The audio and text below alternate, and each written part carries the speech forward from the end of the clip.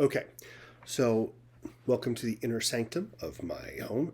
This is the living room slash game room, so I apologize for it being busy, but this gives you a good idea of what it's like when the background of your recording is busy. Imagine if there were bright lights or anything moving. It can be very distracting, so I recommend always watch your video. Make sure that you're not hamstringing yourself by uh, by recording a bad video. Also notice that my face is in the top half so that you can see pretty much down to my elbows, which is your signing space, right? You don't need to be right in the middle because then none of this will be used. And you don't want to record it portrait. Okay. So these are just general notes for the first Who Am I assignment. I was grading each individually and realizing that there were almost everybody had the same notes, and I figured it would be easier if I could find the time to just record one solid feedback session for the most common notes. Okay, so the first one, my and me. Make sure there's a difference between the two of them. And me is index finger. Me. Okay, my cat is about to come and attack me. So you will see they are interchangeable only in certain situations. But for right now, I want you to, when you think my, it's palm. Think possession. When it's me, it's index finger. Me, I, anything like that. So you will see people do me and name and my and name. And note the difference in English. If we say me, who me? The name is Larry, right? Me, name Larry, right? Or my name. Notice that there's no pause in between the two of them. Very rarely will people go me name really quickly. Okay, so there is a difference, even though a lot of people say it's completely interchangeable. Major, it goes over the top. So the passive hand just sits there, and this goes over the top. Minor, this goes underneath. Okay, so they don't go beside each themselves. That's a different sign, and we'll worry about that later. But it goes over the top, down below. And you can kind of see where major and minor, how they function together, right? Major's on top, minor's on the bottom. So major, minor. And again, notice how the passive hand just sits there. The active hand changes its action.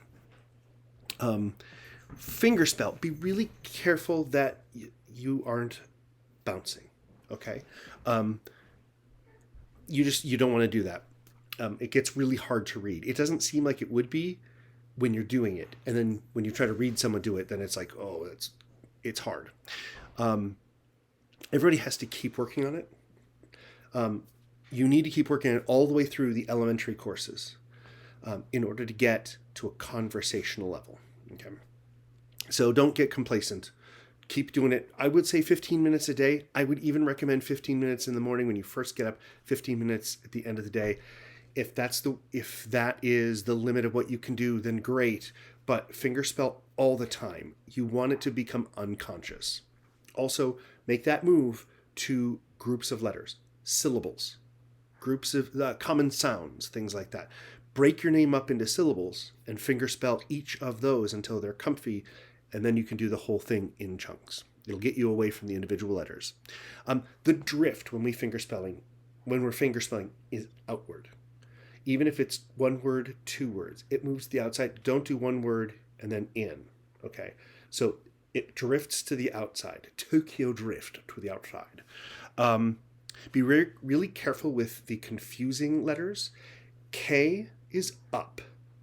P is down. The wrist needs to move. K, P. You'll see some people who don't bend at the wrist, and that can be confusing because they're doing it from the elbow. So pop it up for a K, drop it down for a P. Will also make reading very much easier. Y and I. Tuck that thumb in for I. Okay? Okay, we're going to be working on full sentences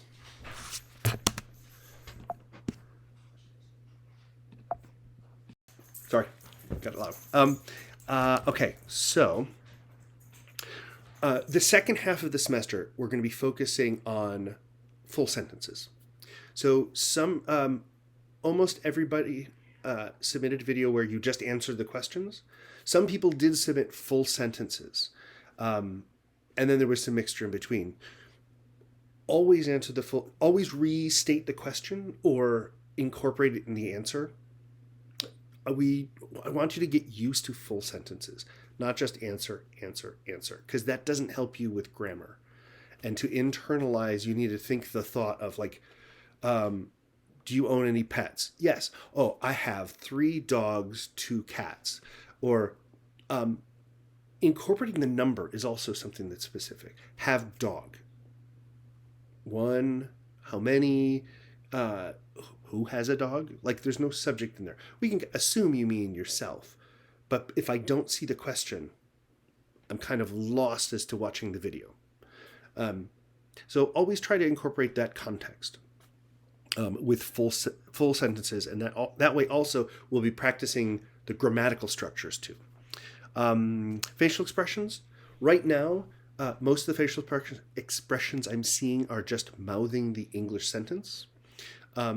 Start to pay attention to when you do that, because we're going to need to eliminate that pretty quickly. And then we're going to start to need to pay attention to what we're doing with our face to show the yes-no questions, the WH questions, something's big, something's small, those kind of things. So start to be aware of what your face is doing. Watch your videos and see what your face is doing. Try to do, someone's phone is dying. Try to always be consistent with which hand is the dominant hand and which one's the passive hand. And then this would be the passive hand. If you watch your video and you fingerspell with one hand and then sign with the other and then sign and then flip back and forth, that's going to be confusing. So do a whole sentence with one hand is dominant. If you switch and do the next one with the other one, it's okay for right now as you're experimenting, but you need to start to find one to be comfortable with. As you're prepping these sentences, don't record each one separately. Record all of the sentences, all of the answers in one video. I don't mind if you take a second to look and then sign it again. Great. Go through, figure out what your answers are going to be. Make sure you know all the vocab. If you're going to fingerspell something, check to see if there's vocab for it, because it's much better to use the vocab, because we're still at that point where fingerspelling's slow. So it sticks out, especially if it's a word that you should know the sign for, right? I mean, as we go on, as we learn more vocab, if you're just fingerspelling those words, you don't get full credit because I'm looking for the vocab. And remember, early on we talked about the different parameters of signs. The big ones are hand shape, location, and then the movement. So try to take note if someone signs something you think is incorrect. Double check the hand shape. Double check if the location is correct. And double check that the movement is correct. If you feel you're watching something, but I'm not really sure, check those 3 aspects to make sure what the correct thing is.